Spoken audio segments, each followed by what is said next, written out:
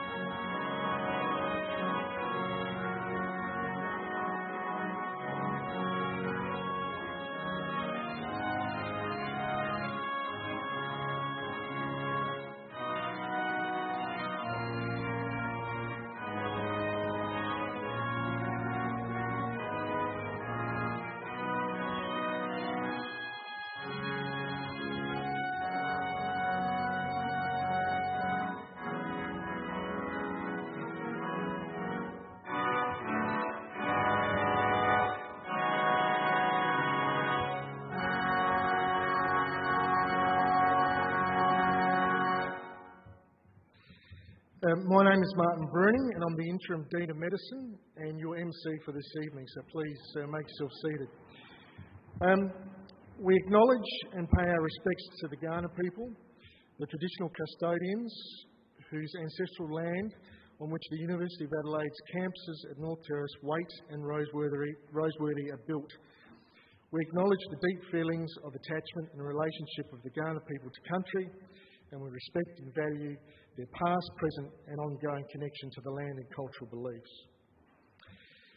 Professor Benjamin Kyle, Executive Dean, Faculty of Health and Medical Sciences, Professor Nicola Spurrier, Chief Public Health Officer of South Australia, SA Health, Dr Michelle Atkinson, President of the Australian Medical Association of South Australia, Dr Daniel Byrne, Chair of the Royal Australian College of Practitioners, South Australian Northern Territory, Associate Professor Lillian Cow, President of the Australian Chinese Medical Association, Professor Crompton, honoured guests, fellow faculty members, friends, those of us watching on live stream at the moment, family and most importantly, graduates.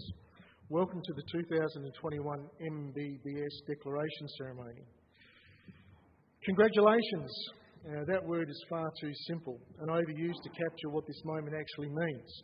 I can only hope that it somehow feels bigger coming from those of us who know what you have been through, what you are going through, and what you are about to go through.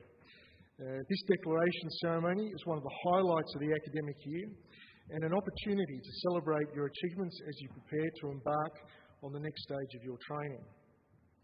Today's ceremony is a chance to recognise outstanding achievement through the award of prizes, and at this point I would like to take the opportunity to acknowledge the generosity of our donors who have sponsored these awards. One outstanding achievement I would like to recognise this year in particular is the 130th anniversary of Dr Laura Fowler, who graduated in medicine and surgery in 1891 to become the University of Adelaide's first woman medical graduate, and also winning the Elder Prize along the way. After graduation, Laura Fowler was appointed house surgeon at the Women's and Children's Hospital and worked in that role until 1893.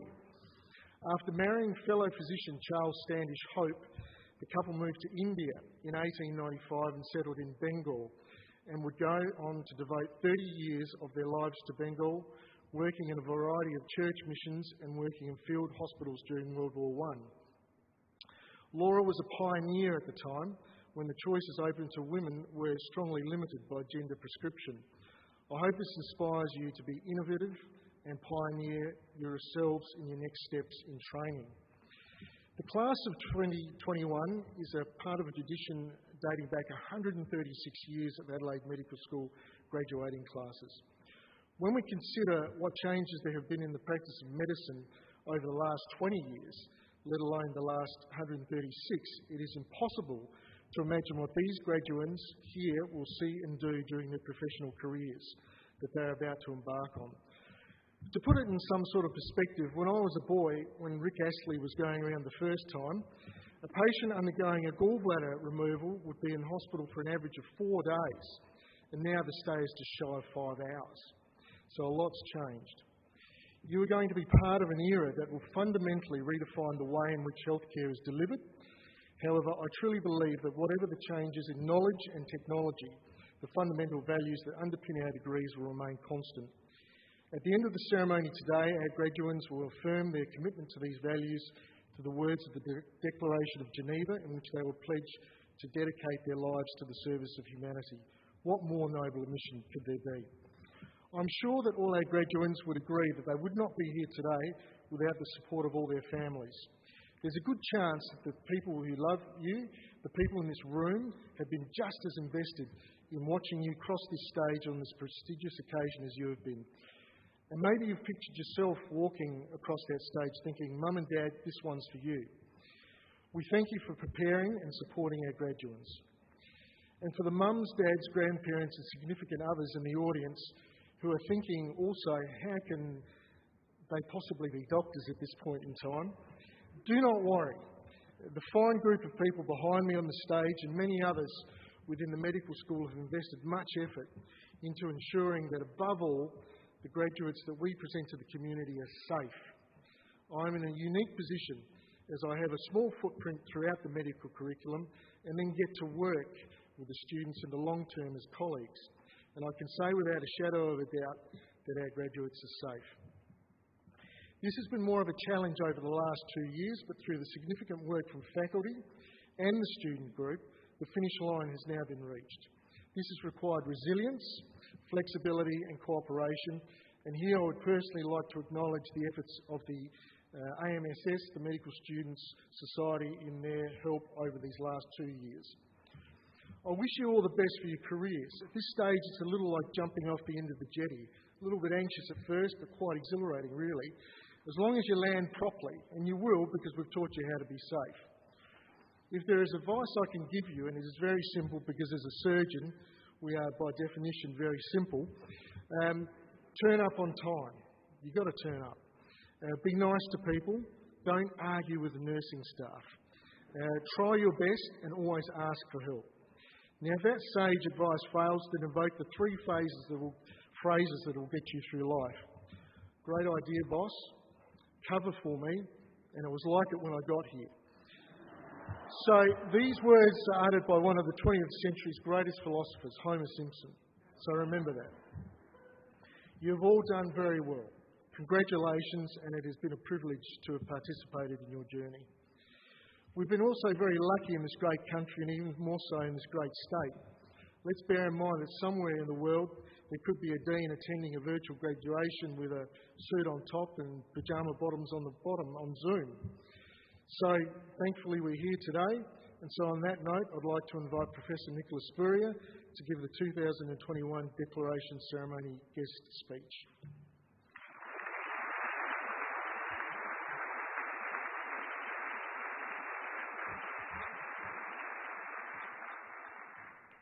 Thank you very much, everyone, and it is indeed a pleasure to be here. This is the one thing I've been looking forward to all week, and it's just so nice out of my busy schedule to be here with all of the new graduates. And I have spent many years involved with medical student teaching, and it's just such a pleasure seeing the sun shining on all of your faces as you're embarking on this fantastic career. But I would just also like to acknowledge that we're meeting on Kaurna land, and also to acknowledge any Aboriginal person that's here today, and I'm particularly hoping that that might include some of the graduating medical students. So, you know me as the Chief Public Health Officer, and I'm going to talk to you about public health this evening. And I want to talk to you about the power of public health and also hopefully some of the passion of public health, which is where my heart is. And I know that you will be reciting the Declaration of Geneva at the end of the ceremony tonight, and we used to call that the Hippocratic Oath, and I gather that's the modern version of the Hippocratic Oath. So perhaps I can just start at the beginning of my speech with a couple of other quotes that I particularly like from this wise old Greek physician, and that's because I think he also understood the power of public health and the power of prevention. So one of these quotes is, "I will prevent disease whenever I can, for prevention is preferable to cure." And you've all heard that one, haven't you? Prevention is better than a cure. And then the other one that I particularly like, and I used to quote this when I gave medical student lectures some years ago, "If we could give every individual the right amount of nourishment and exercise, not too little and not too much, we would have found the safest way to health." And that's not about having a statin. That's about having a healthy salmon sandwich for lunch, all right? And so I'm all about having a healthy diet and lots of physical activity and trying to prevent people needing to go down the road of chronic disease. Now, when we talk about public health, people can get a bit confused and wonder what it is we're talking about. Is it we're talking about the public health service, i.e. the public hospital service. So I just wanted to explain a little bit more detail that public health is not just about pandemics and about COVID, but there's a lot more that we do as public health physicians. And in fact, I was meeting with some of my registrars last night, and Sonali Meena, who just finished her public health specialist exam, said in India that particular specialty is called preventive and community health, and perhaps that explains or describes it a little bit better. And what it means is when I'm working as a public health physician, and that's different to when I work as a paediatrician, I see the whole population as my patient.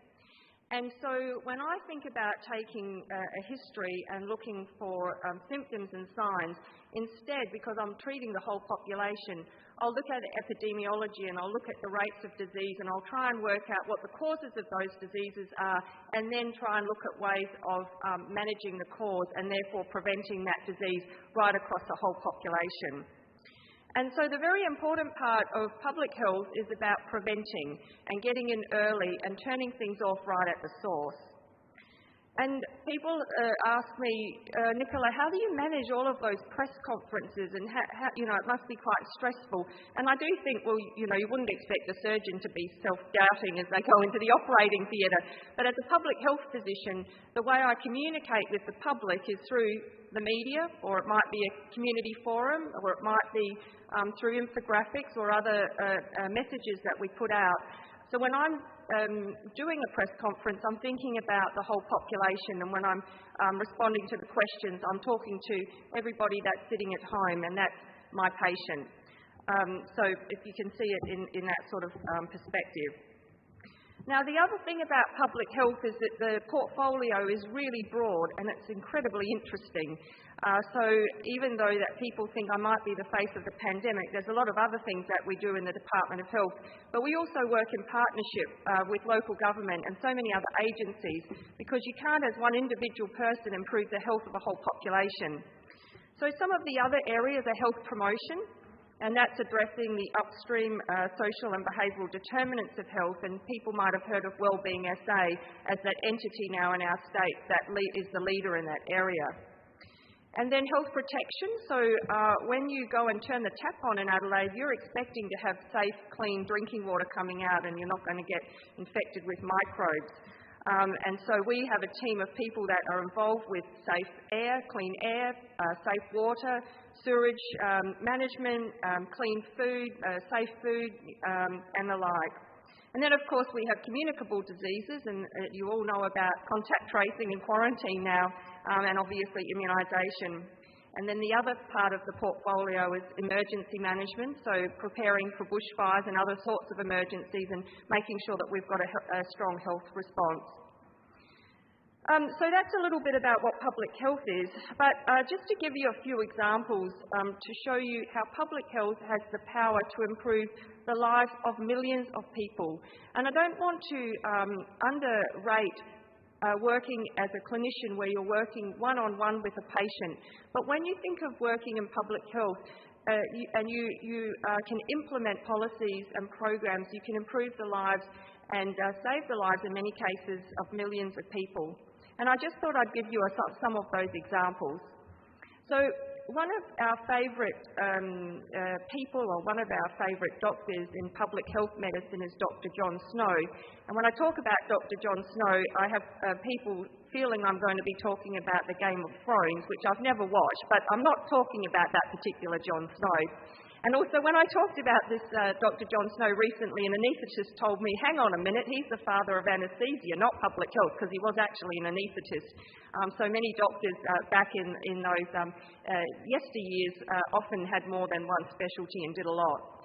Anyway, so Dr. John Snow worked in Soho in England. In 1854, there was a massive cholera outbreak, and there were lots of people dying from this outbreak. And he did his epidemiology, he looked at the data, and it was clear to him that people were drinking from a particular pump in Broad Street.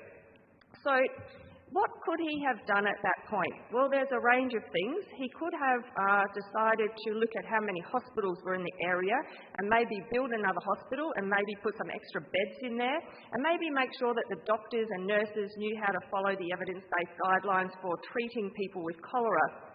Or indeed, he could have spoken to the local council and got some pamphlets out and informed people not to drink at that pump, or even put a sign up saying, don't drink this water.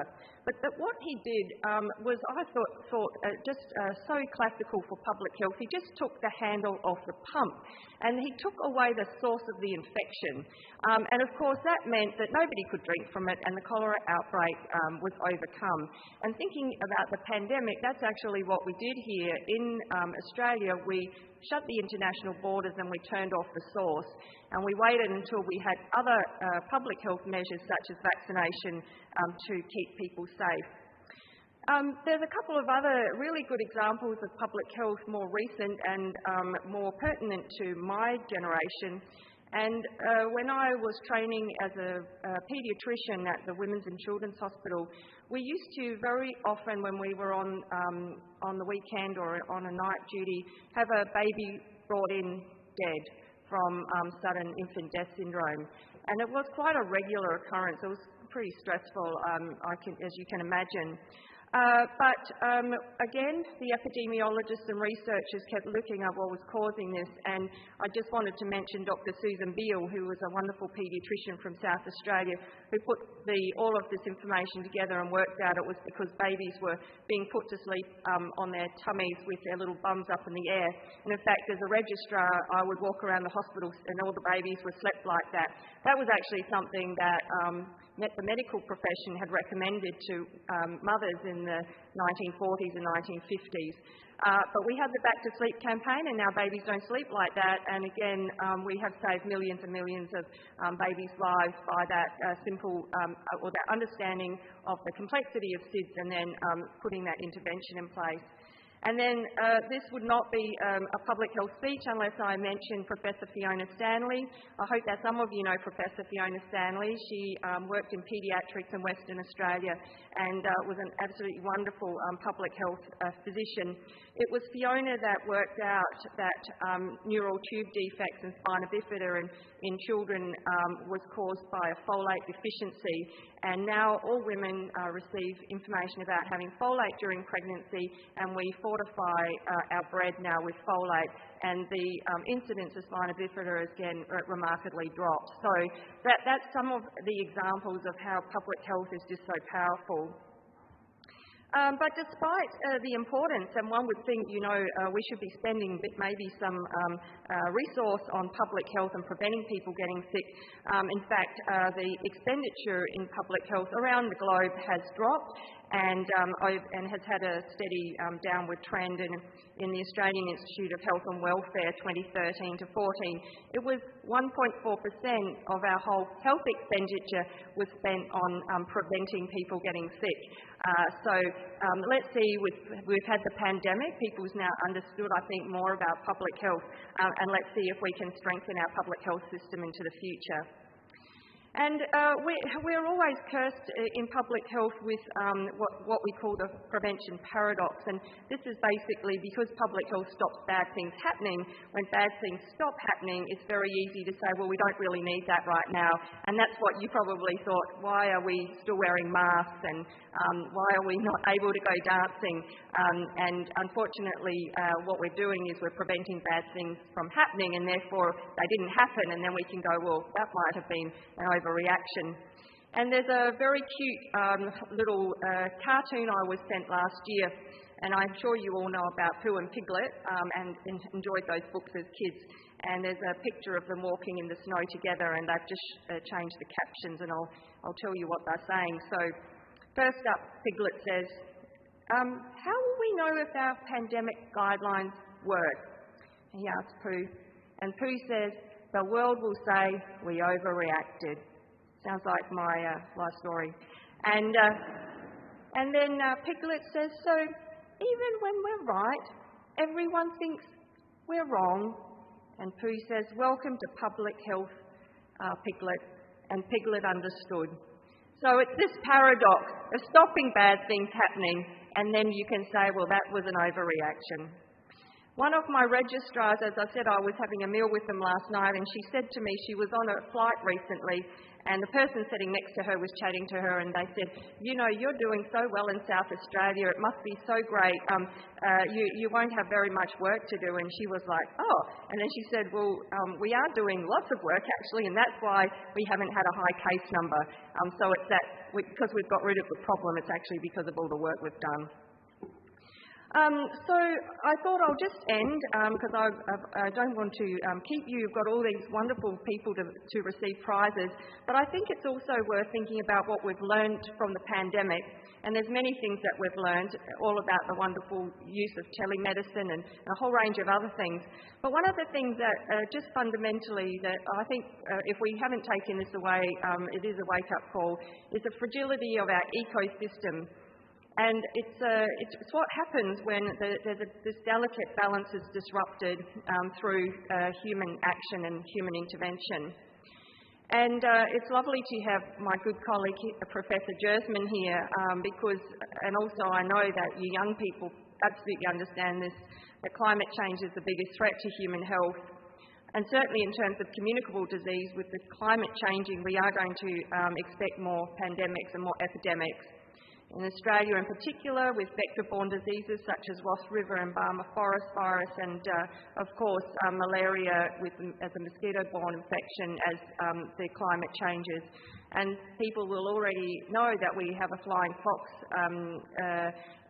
colony now in South Australia that we never had before. So as the world changes and the climate changes, we can expect more of these sorts of infectious diseases. People who love oysters, and of course Christmas is coming up, we've unfortunately had this outbreak of Vibrio parahemolyticus in our oysters from the west part of our state. And whilst we're not absolutely sure why, because it's a natural bacteria in those oysters, it may be because of the warming waters, and so this is again another example how things will be changing in terms of infectious diseases with climate change. But I don't want to end on a negative note, because there is so much that we can do in terms of prevention if we think about the population and think at that broader level. So I was pondering what to say about my hope for you all as future doctors. And what I hope that you will do is think broadly. And you'll think broadly not just about your immediate patient or your immediate hospital or your immediate department or the clinic in which you work, but you'll think about the whole population and think about what you can do to that population in terms of prevention. Because none of us want to get sick and none of us want to end up in the Royal Adelaide or one of the other beautiful hospitals that we have. And prevention really is better than a cure. So please remember the power, but also the passion of public health. And I want you to stay passionate about your studies and about the fact that you have signed up to the most wonderful career in the world. Thank you.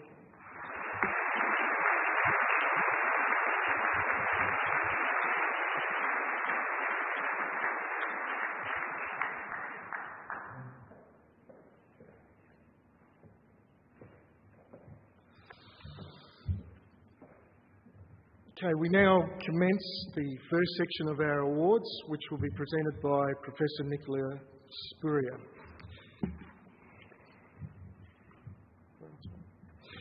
The Ian Furler Prize in Obstetrics and Gynecology.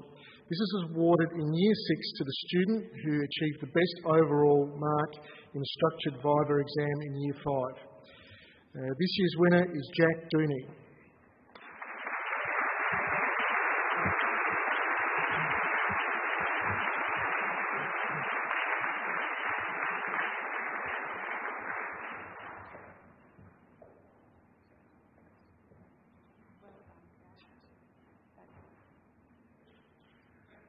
Okay, just stay there, Jack. The Ruth Highway Memorial Prize and Medal awarded to the student who achieves the highest marks in Year 5 examination in Human Reproductive Health from the long case Viva and the end of term objective structured clinical examination. The winner this year is Jack.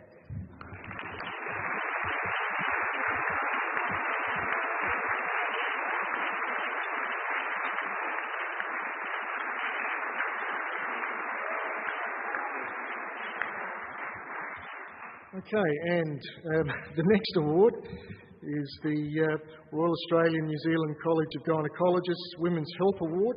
Established in 2005, the award is in recognition of an outstanding obstetrics and gynaecology medical student in Year 5. The recipient this year is Jack Dooney. Well done, Jack.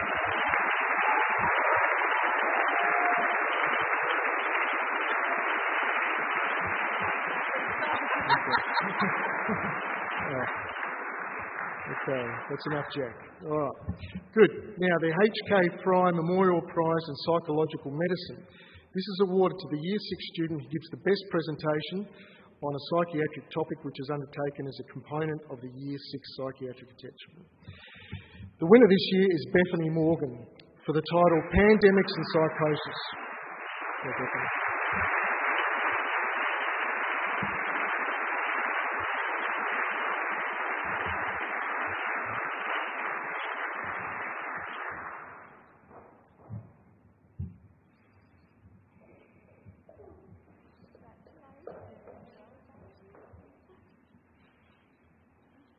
Bethany, just wait.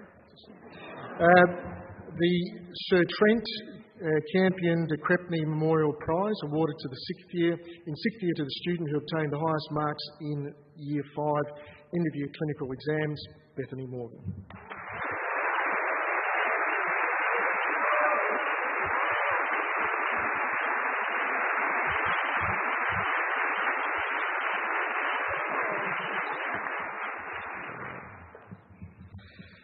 And the next prize is the Frank S. Hone Memorial Prize, awarded to the candidate who, in passing the Year 5 examination for the Bachelor of Medicine and Bachelor of Surgery, attains the highest marks in that exam. Where possible, ranking of students is conducted using marks related to the subject of medicine. This year's recipient is Zoe Williams.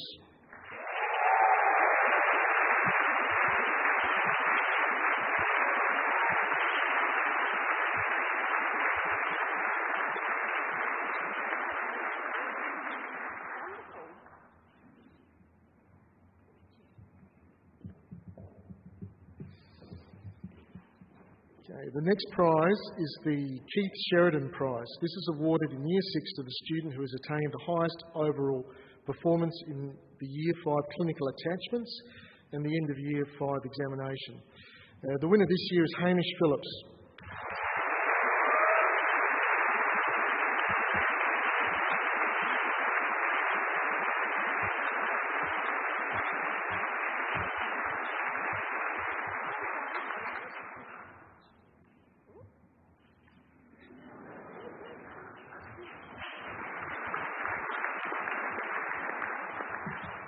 The next prize is the Everard Prize, awarded to the final year student who finished as one of the top 4 students in Year 3 and subsequently over Years 4, 5 and 6 obtained the highest overall performance in the Years 4 and 5 examinations and in the Year 4, 5, 6 clinical attachments. This award is for outstanding effort over the last 4 years of the program. The winner this year is Thomas Bristow.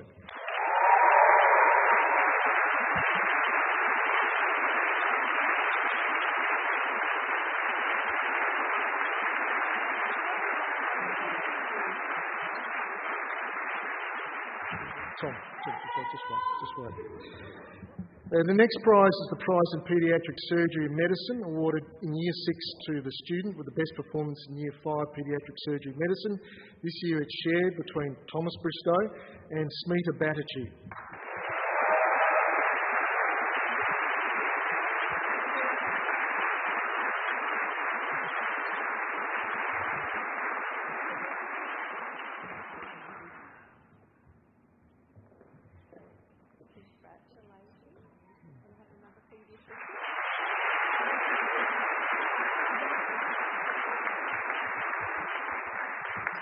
The next prize is the Barbara Myler Prize, awarded to the student in the 5th year Bachelor of Medicine and Bachelor of Surgery program who gains the highest marks in the essay on child and adolescent psychiatry, which is undertaken as a component of the assessment in paediatric medicine. The winner this year is Hoi Dat Pham, who unfortunately is an apology.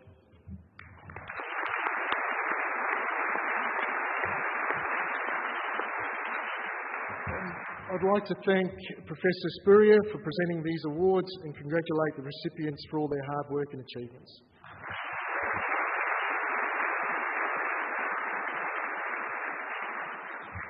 I'd now like to invite Associate Professor Lillian Cow, President of the Australian Chinese Medical Association, to the stage to present the Australian Chinese Medical Association Prize. This is awarded to the student with the best overall result in Year 6. The winner of this prize for 2021 is Ella Obst.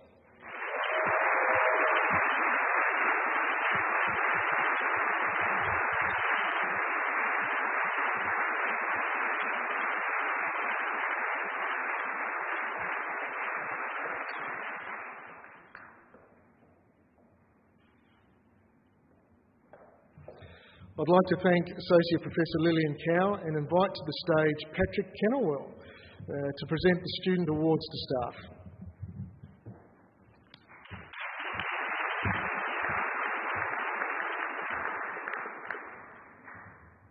Thank you very much, Dr. Bruning, Professor Spurrier, staff, special guests, families, and of course the class of 2021. Briefly, before I present the Teaching Awards, I'd like to extend a huge thank you from the Adelaide Medical Student Society to Dr. Martin Bruning. Dr. Bruning's held the role of Interim Dean this year and would be the last person to say so himself, but has made a considerable and lasting change to the medical school, being a tremendous advocate for students, going well above and beyond to support us. With a small token of appreciation to thank you for your hard work this year.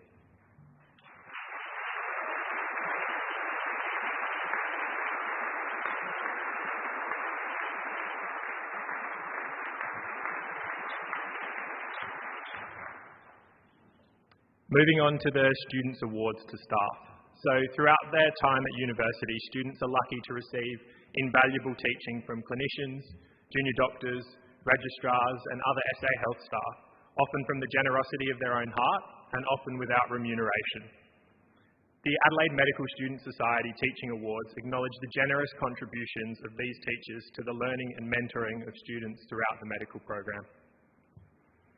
4 awards are presented annually through nominations from the student body to recognise contributions to preclinical, clinical and rural teaching, with an award specifically to recognise the contributions of registrars and fellows who teach into the program.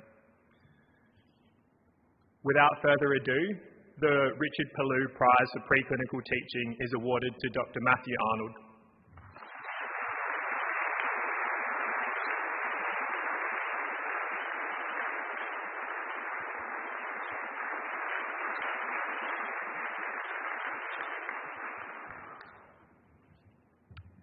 The Rural Teaching Award is awarded to Dr. Lisa White.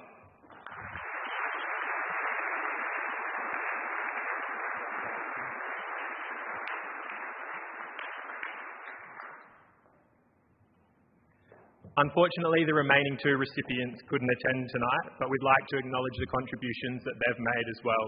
So the Mark Bonnen Prize for Clinical Teaching is awarded to Dr. Lauren Lim.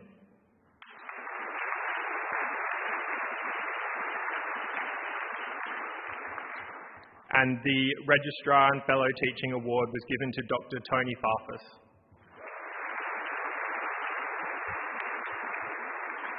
Thank you all very much.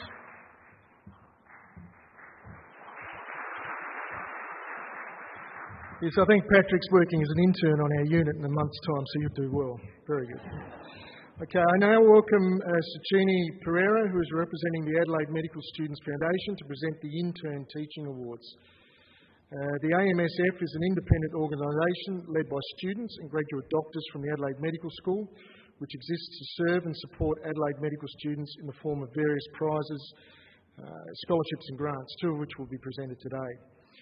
For the Student Teacher Award, this award recognises the outstanding culture of peer education and mentorship within the Adelaide Medical School as nominated by students, and is awarded to a final year medical student who exemplifies these efforts to educate and mentor students. The winner of this award this year is Kavindra Abaratne.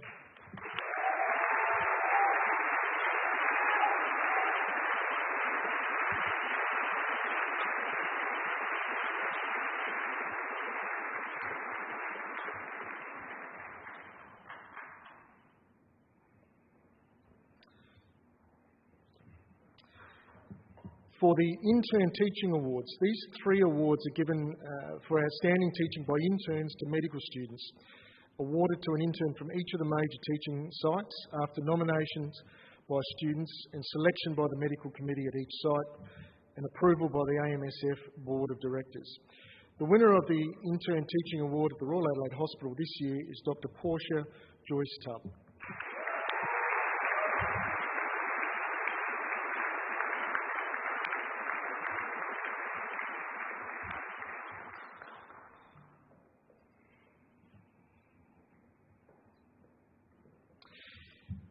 The winner of the Intern Teaching Award for the Lowell McEwen Hospital is Dr. Brandon Stretton.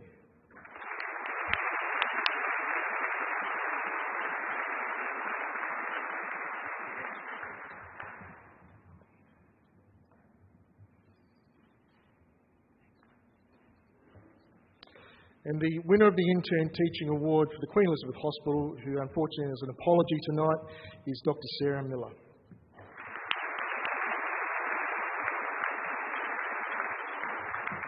Thank you, Sachini, and congratulations to the recipients. I now would like to invite Dr. Daniel Byrne, President of the Royal Australian College of General Practitioners, to present the Royal Australian College of General Practitioners Prize to the stage. Applications are ranked with a weighting of 50% based on academic merit and 50% on their GP supervisor report. This report assesses the student's commitment to general practice, employability, communication, knowledge and skills. This year we have a winner for the rural general practice as well as general practice. The winner for the general practice prize is Patrick Kennewell.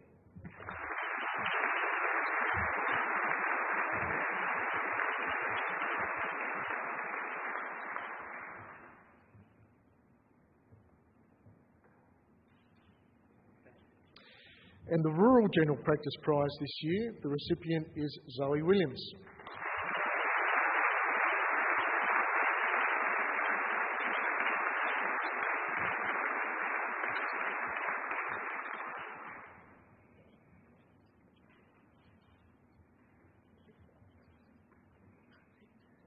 Okay, thank you, Dr. Byrne. The next award is being presented by Professor Greg Crawford. This is the Resthaven Palliative Medicine Medal and Prize. This year there are 2 recipients for the Resthaven Palliative Medicine Medal and Prize. It is awarded to a final year medical student who has demonstrated excellence in palliative medicine during their training medical course.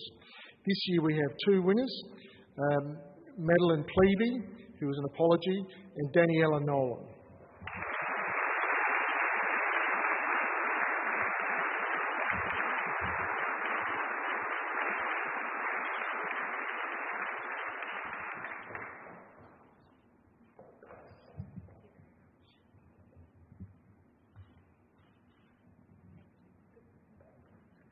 Okay, thank you, Professor Crawford.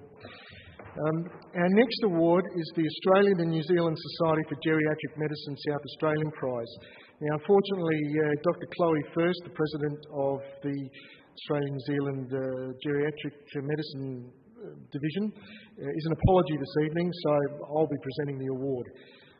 This year the award goes to the student in Year 5 who was recognised for their efforts in the geriatric attachment of the program. This year's winner is Thomas Bristow.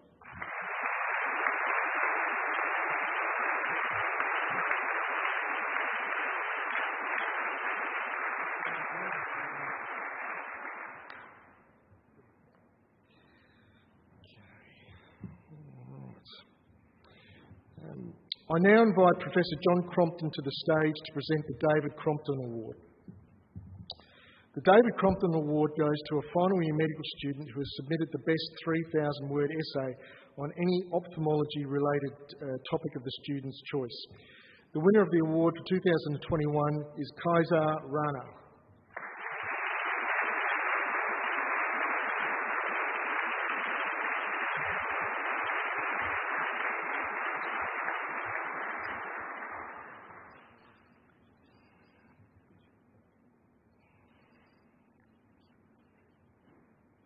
Thank you, John. I'd now like to call Professor Lucy Walters, Director of the Rural School, to present the Jonathan Newbury Rural Student Award. The successful recipient of this award will be a well-rounded student who is actively engaged in their community as well as their profession. The winner of the award for this year is George Dunas.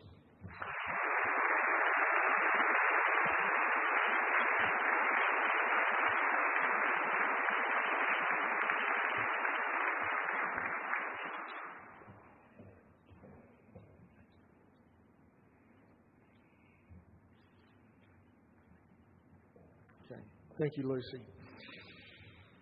Now, I meant to say I now invite Dr. Kimberly Humphrey, President of the Doctors for Environment Australia, to present the inaugural Anthony McMichael and David Schumann Prize for Excellence in the Public Health Aspects of Sustainability. Unfortunately, Dr. Humphrey had an emergency and couldn't make it, so we'll just have to do with Hubertus, I'm afraid. This is awarded by Doctors for the Environment Australia in honour of the seminal work in climate change and its impacts on human health by former University of Adelaide professors, the late Tony McMichael and David Shearman, who unfortunately due to ill health couldn't be here today. The recipient will be the 6th year student who throughout the medical program has contributed most significantly to the cause of sustainability through advocacy, service, education and leadership. The winner of this inaugural award for 2021 is Vienna Tran.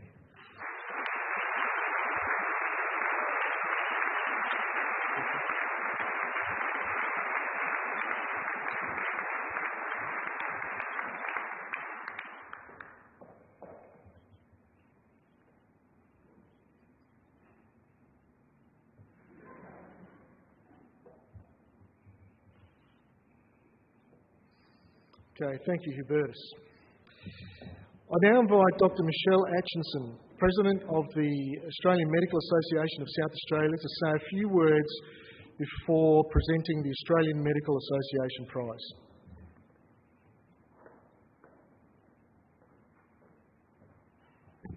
Thank you. We'll give Dr. Brunig a few minutes to compose himself and not have to talk. So, look, it's fantastic to be here. Thank you very much, and congratulations to everyone here. It's probably true for most of us that medical school is remembered as Charles Dickens wrote. It was the best of times, it was the worst of times. It was the age of wisdom, it was the age of foolishness. Hopefully not too much foolishness. And for you, the graduating class of 2021, these paradoxes have been amplified. You've dealt with lockdowns, placements and rescheduled exams, leading to uncertainty and reasons to feel anxious at every step. You've been tested in a way that few classes before you have been, and you've emerged triumphant. Congratulations. I hope you'll savour this moment. We know the connections you forge with your peers will be fundamental to helping you negotiate these days ahead that are challenging for most. Your connections with your peers are the superhero cape that you need when the going gets rough. Your peers understand what you're experiencing and the physical, psychological and emotional toll of what you can take. In the same way, the Australian Medical Association is about providing connections and support to doctors in our community and ensuring that our patients have access to the healthcare that they need, expect and deserve. At the AMA, we provide that network of people who have your back and who've chosen to be part of a medical association because we want to support this medical community that you will now be part of. We are the voice of doctors about the issues that concern you and concern your patients. The winner of this year's AMA award embodies the principles of the AMA. They've demonstrated true commitment to excellence in academic pursuits, but perhaps even more importantly, from the get-go, they've said about trying to make life better at university for their colleagues. This person's assisted the AMA on its position regarding voluntary assisted dying and legalising termination of pregnancy legislation.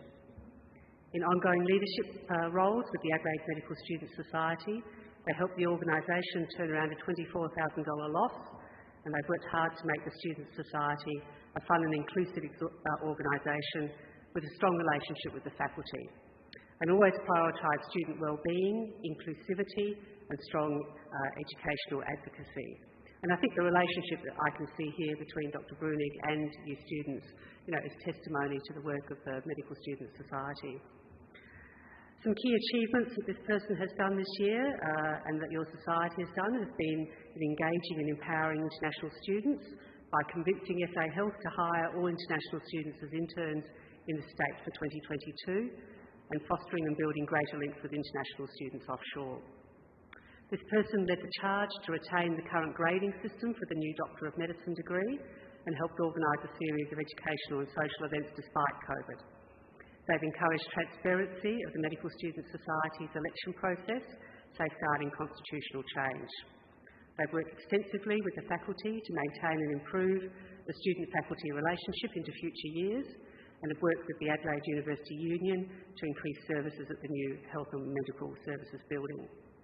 Would you please join me in congratulating this year's President of the AMSS and now AMA Student Medal winner, Patrick Kennewell.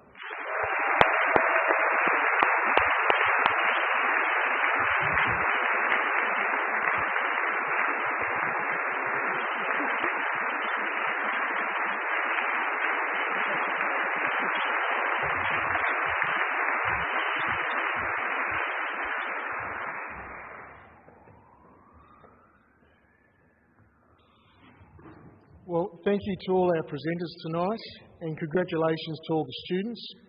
Associate Professor Scott Clark we welcome now to the stage for the declaration ceremony. Please students, bring your declaration certificates to the stage with you as we announce our graduates.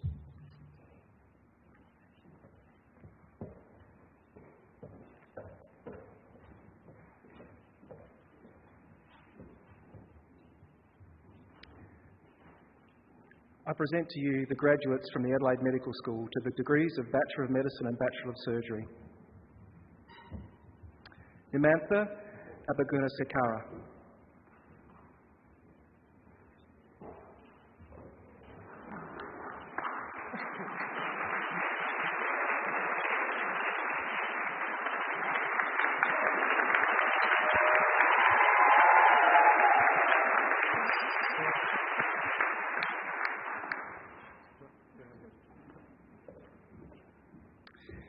Kavindra Abaratne.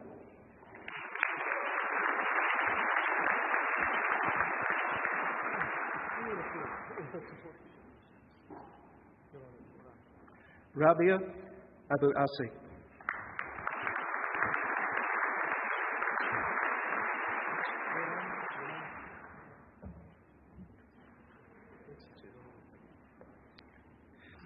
Ashada Al-Thawala.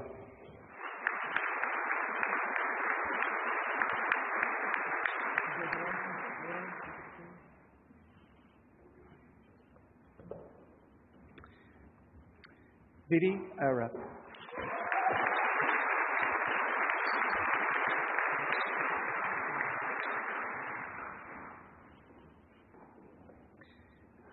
Catherine Bannister.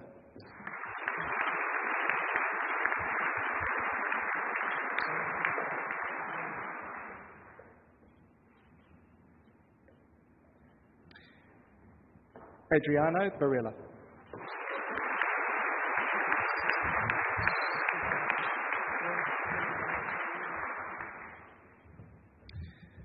Gershwin Isaac Singh Bahal.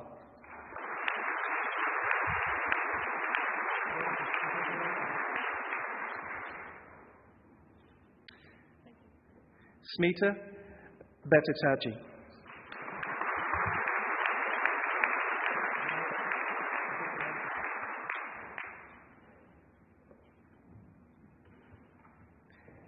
Naya Bishnoi.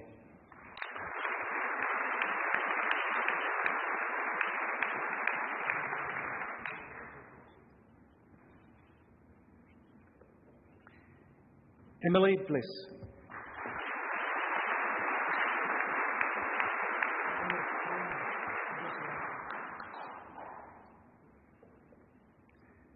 Thomas Bristow.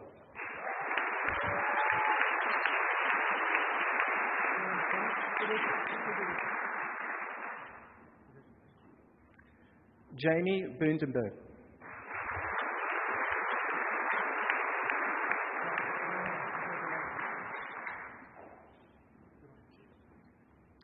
Gerda Burgess.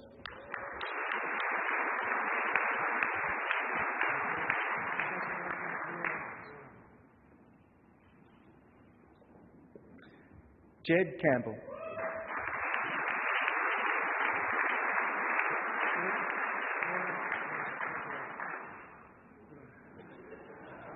Nathan Capoletti.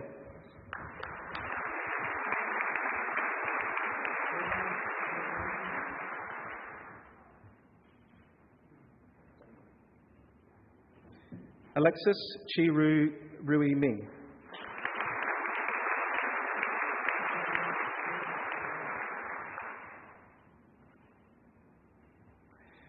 Sichi Chen.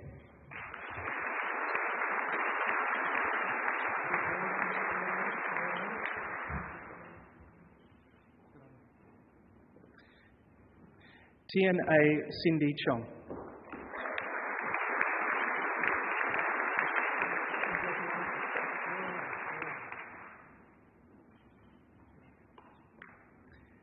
Jin Hang Chen.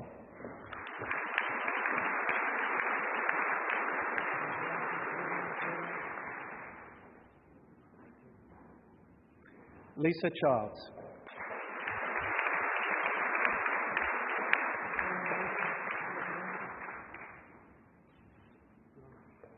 Esther Chong.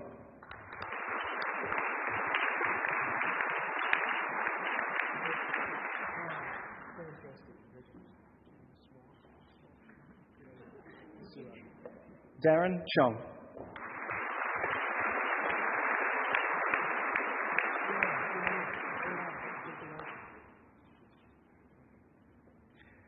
Sinjing Chu.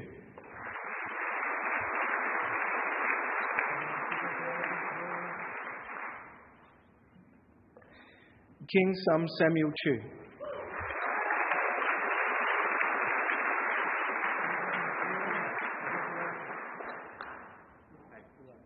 Alyssa Chua.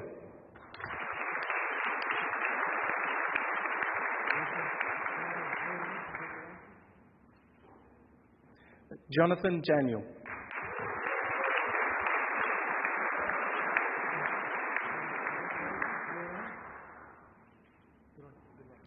April De Silva.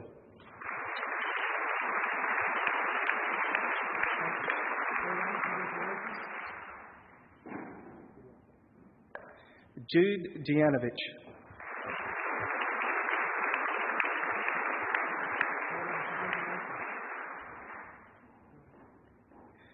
Laura De Chiara.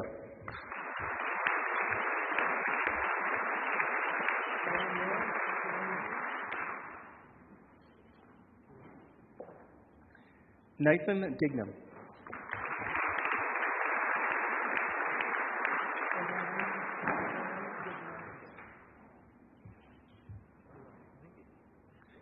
Jack Doney.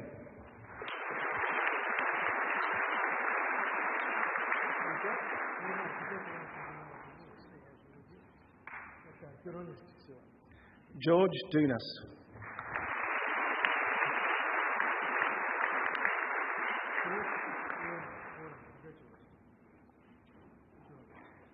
Rachel Dow.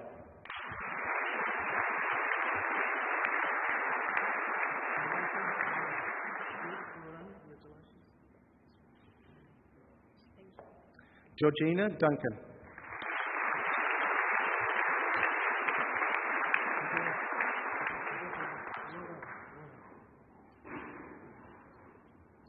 Hendrew Duvenage.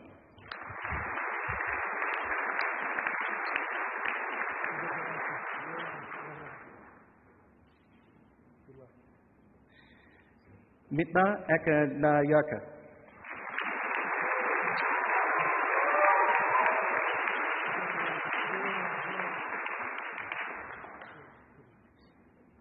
Takshin Fernando.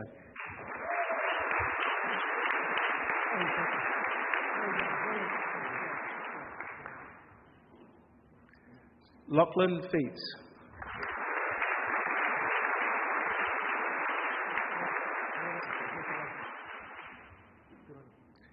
Peter Francis.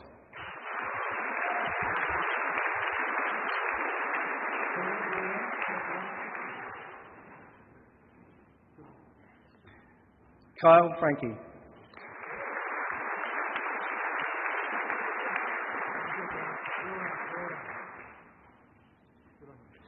Christine Gann.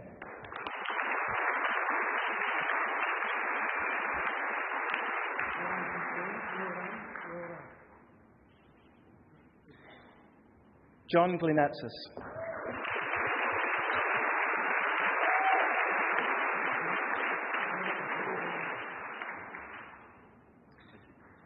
Ben Goatsey.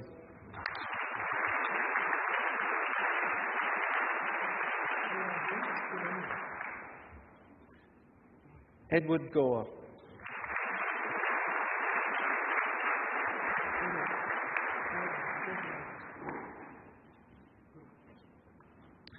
Shahani Gunasekara.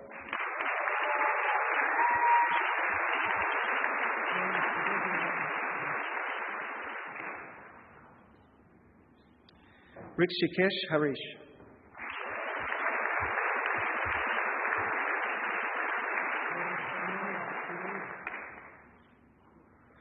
Zoe Harrison.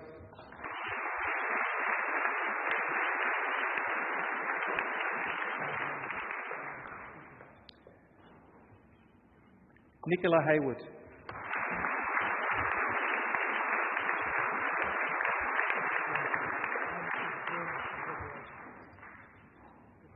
Jonathan Heng.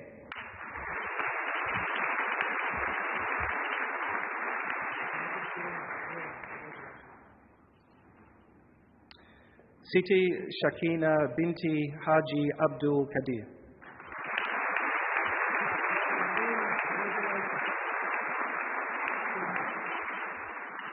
Austin Hollenby.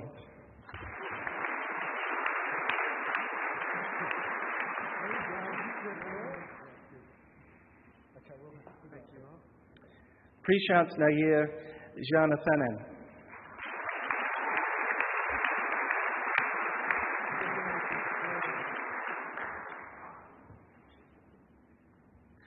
David Yingdong Jiang.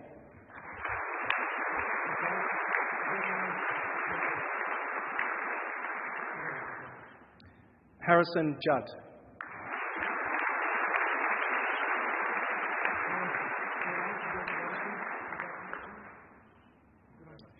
Alexandra Kay.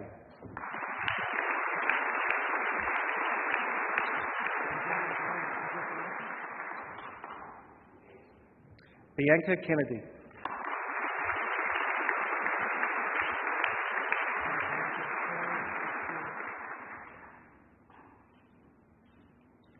Patrick Kennewell.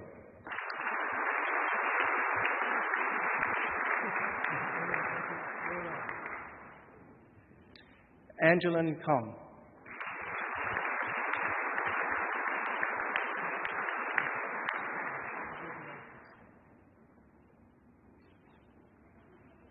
Fong Ku.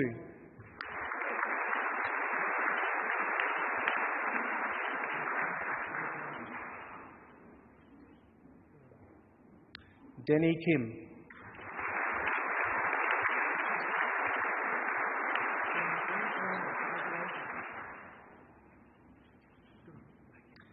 James Kimber.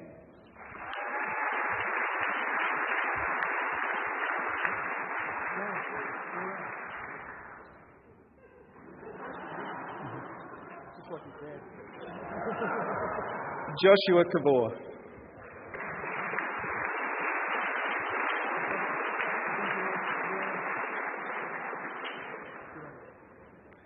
Henry Lamb.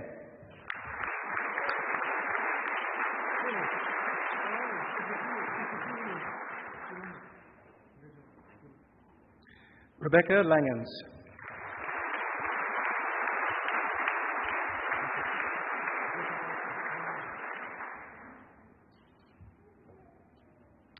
Cheryl Wei Yi Law.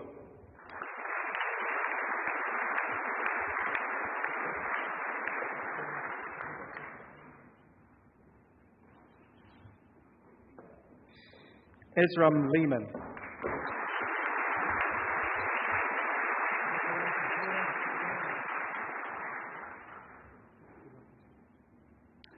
Youngmin Shane Lee.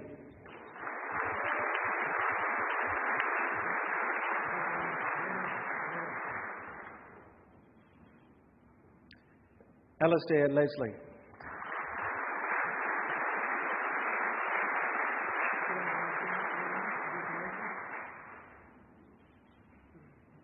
Lim Bin.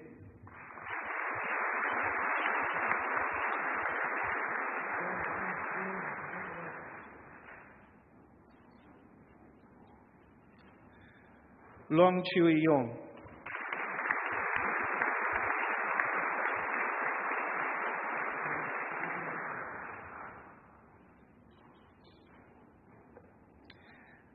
Ahan Mahmuda.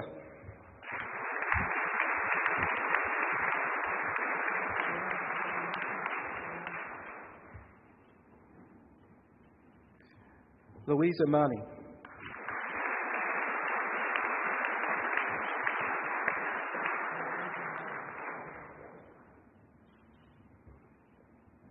Emily Marriott.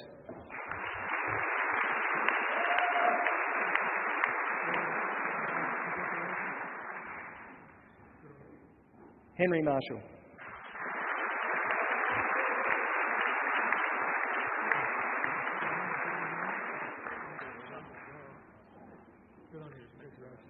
Claire McClintock.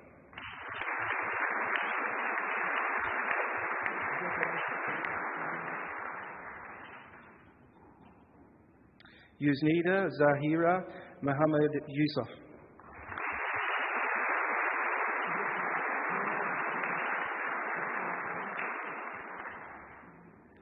Abby Moore.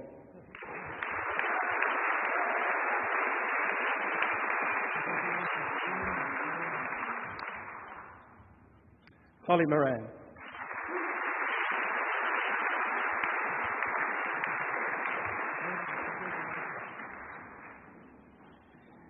Bethany Morgan.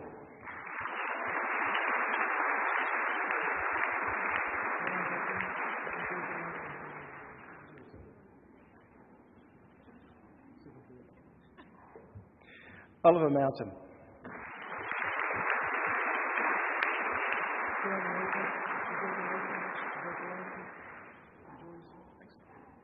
Tess Murray.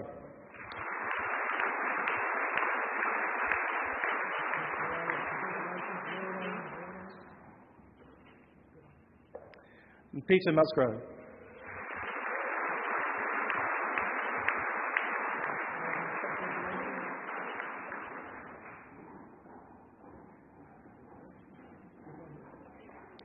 Umatesh Nagaratnam.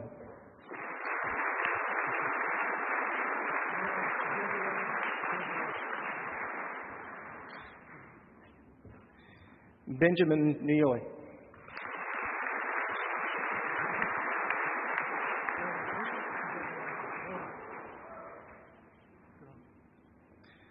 Dylan Nguyen.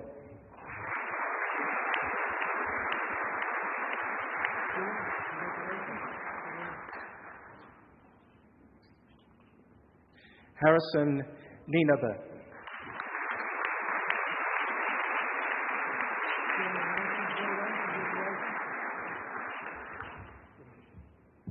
Daniela Nolan.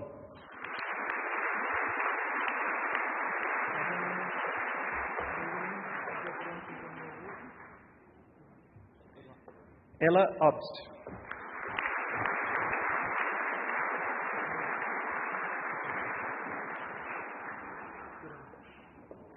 Belinda Ong.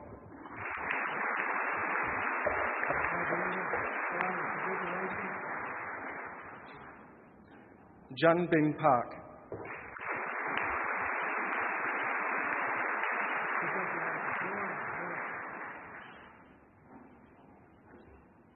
Sachini Pereira Kimanthu Dawage.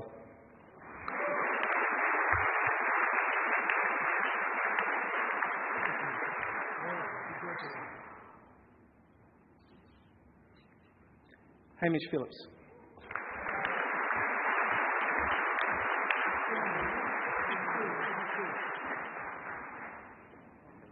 Liam Pick.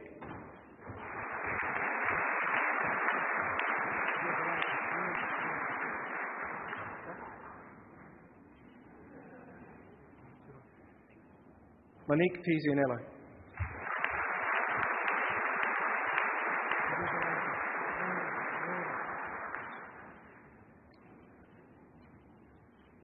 Edward Pistorius.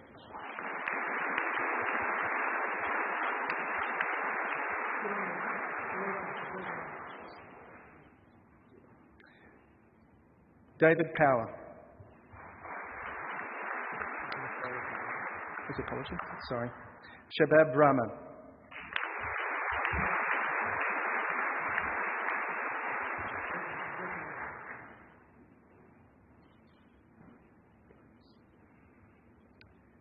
Kiza Rana.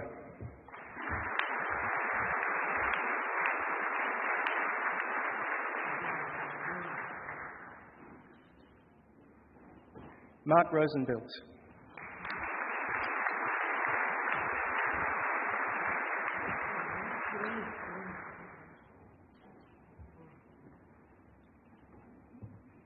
Susan Shaha.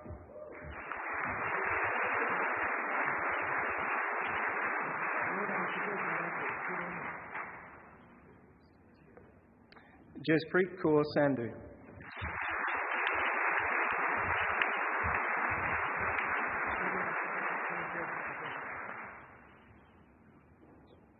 Warren Sia.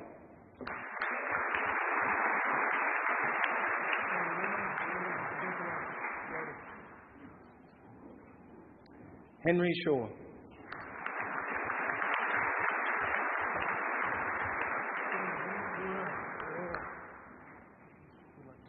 Samantha Shee.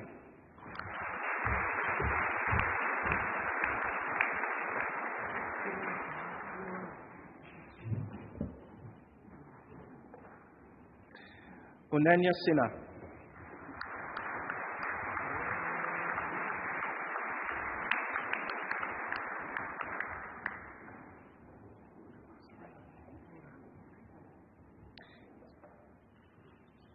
Yiping Sim.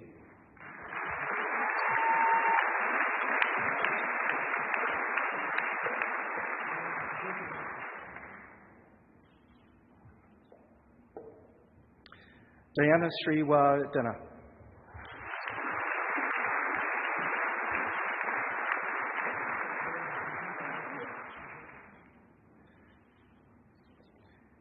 Ricky Stocker-Johns.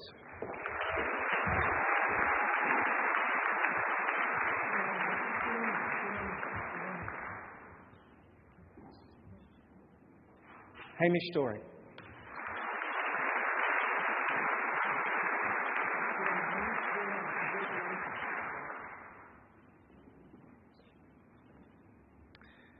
Darshana Sundran.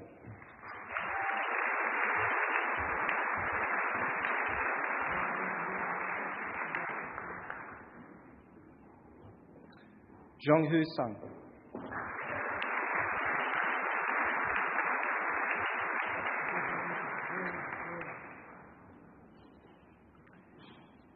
Caitlin Sweet.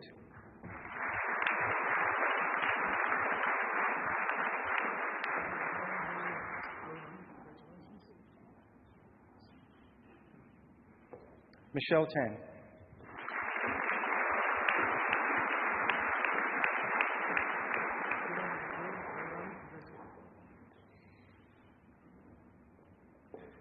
Forrest Yue Tan.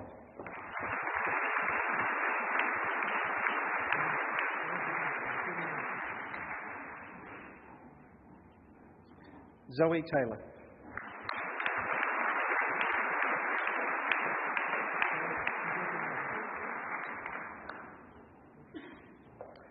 Jim Tay.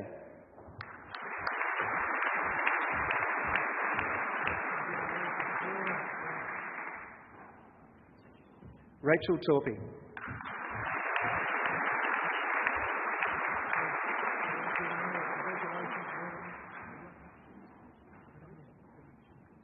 Alessio Totani.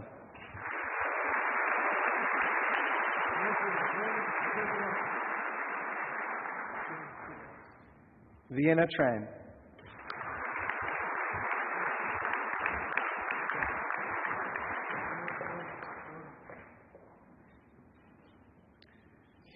Samuel Tu.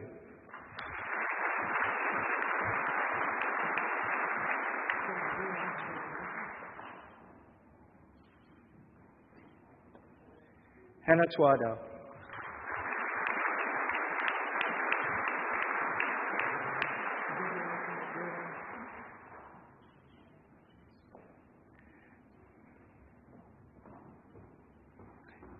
Ayman Usmani.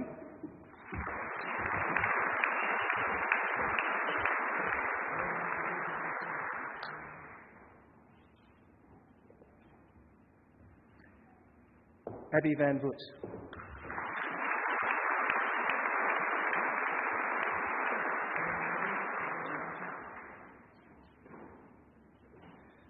Tam Vo.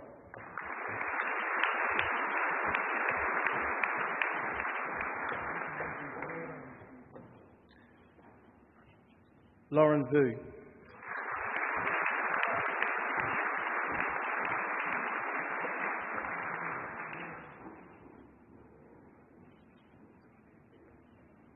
Sophie White.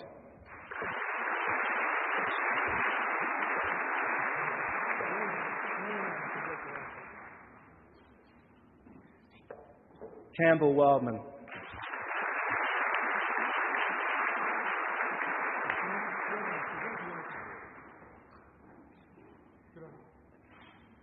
Zoe Williams.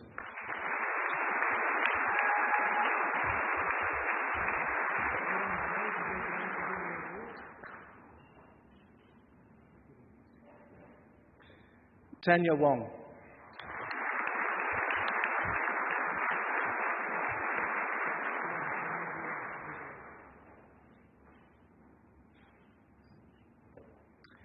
Anne Wu.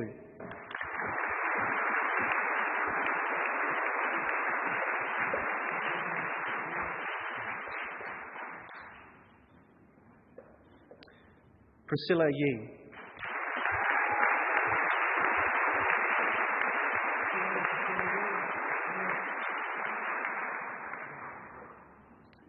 This concludes the graduates from the Adelaide Medical School for this ceremony.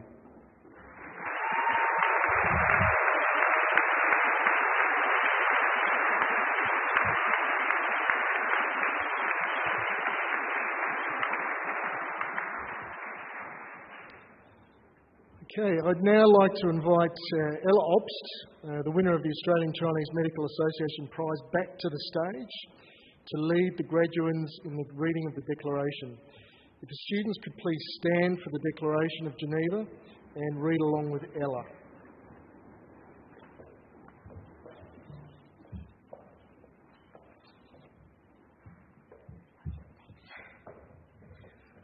As a member of the medical profession, read with me. As a member of the medical profession, I solemnly pledge to dedicate my life to the service of humanity. The health and well-being of my patient will be my first consideration. I will respect the autonomy and dignity of my patient. I will maintain the utmost respect for human life. I will not permit considerations of age, disease or disability, creed, ethnic origin, gender, nationality, political affiliation, race, sexual orientation, social standing or any other factor to intervene between my duty and my patient. I will respect the secrets that are confided in me, even after the patient has died. I will practice my profession with conscience and dignity and in accordance with good medical practice. I will foster the honour and noble traditions of the medical profession. I will give to my teachers, colleagues and students the respect and gratitude that is their due. I will share my medical knowledge for the benefit of the patient and the advancement of healthcare. I will attend to my own health, well-being and abilities in order to provide the highest standard of care. I will not use my medical knowledge to violate human rights and civil liberties, even under threat. I make these promises solemnly, freely, and upon my honour.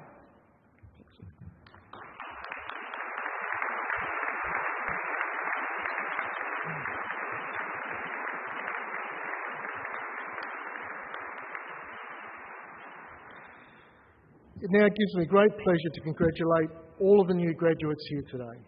Be proud of what you have worked to achieve and remember those who have supported you to reach this end. I wish you every success as you enter this next exciting stage of your life and career. As graduates of the University of Adelaide, you're also its alumni now and ambassadors. Today you join this community of over 147,000 alumni around the globe. I would ask that all the graduates remain seated and I invite everyone else here today to stand and once again join me in congratulating the graduates on their achievements.